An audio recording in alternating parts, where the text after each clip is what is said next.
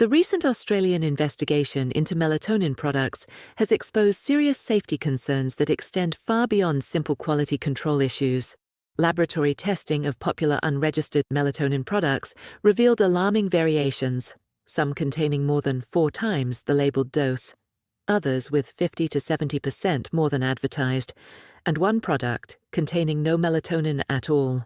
These aren't minor discrepancies, they represent fundamental safety risks, especially for children. Australian authorities have responded with clear directives: cease using unregistered imports and surrender them to pharmacies for safe disposal. Additionally, Border Force has been instructed to intercept and destroy these unregistered products. The core message emphasizes that label information on unregistered products amounts to guesswork rather than guaranteed content. Melatonin itself is a hormone naturally produced by the brain in response to darkness, serving as one of the body's primary timekeepers for sleep-wake cycles. While it's often marketed as a gentle sleep aid, the natural label can be misleading. Natural doesn't automatically mean risk-free, especially when dealing with hormones.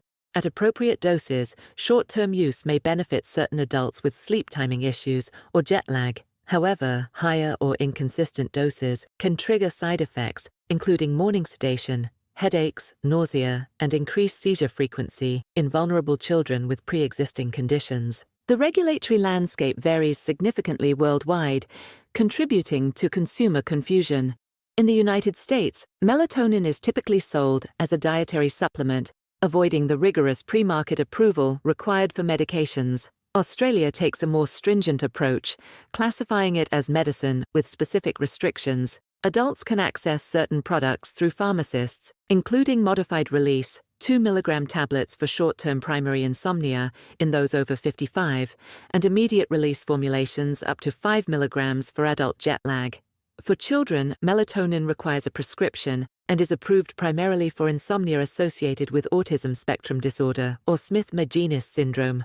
Global studies reinforce Australia's concerns. A 2023 analysis of 25 melatonin gummy brands in the US found 88% were inaccurately labeled, with actual melatonin content ranging from 74% to 347% of stated amounts. One product contained CBD instead of melatonin. A Canadian study discovered similar inconsistencies, with some products containing unexpected serotonin.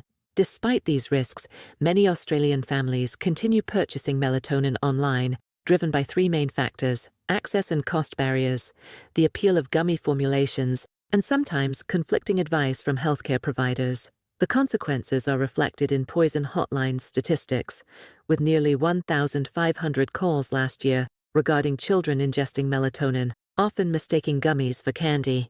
For immediate safety, households should audit their melatonin products for proper registration, AUSTR/L numbers, dispose of unregistered products at pharmacies through the Return Unwanted Medicines program, and secure all medicines, including gummies, out of children's reach. In cases of accidental ingestion, the Poisons Information Center, 131126, provides 24/7 assistance. Those considering melatonin should first implement basic sleep hygiene practices, maintaining dark, cool bedrooms, consistent bedtimes, avoiding bright screens before sleep, and getting morning daylight exposure. Adults should consult pharmacists about registered products, while children's use requires medical supervision, particularly for approved conditions. The situation demands broader policy responses, including enhanced enforcement against illegal supply, improved access to registered products, stricter safety standards for packaging, and increased responsibility from online marketplaces to block non-compliant products. Major platforms should implement geo-blocking for non-compliant melatonin listings to Australian addresses and require suppliers to demonstrate proper registration. This issue highlights the critical intersection of natural, cheap, and available products, where loose regulations can lead to quality issues that put consumers, especially children, at risk. Australia's strict regulatory framework isn't excessive caution.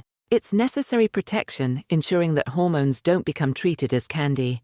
The priority isn't to discourage legitimate therapeutic use, but to ensure that what's in the bottle matches what's on the label, protecting public health through proper oversight and quality control.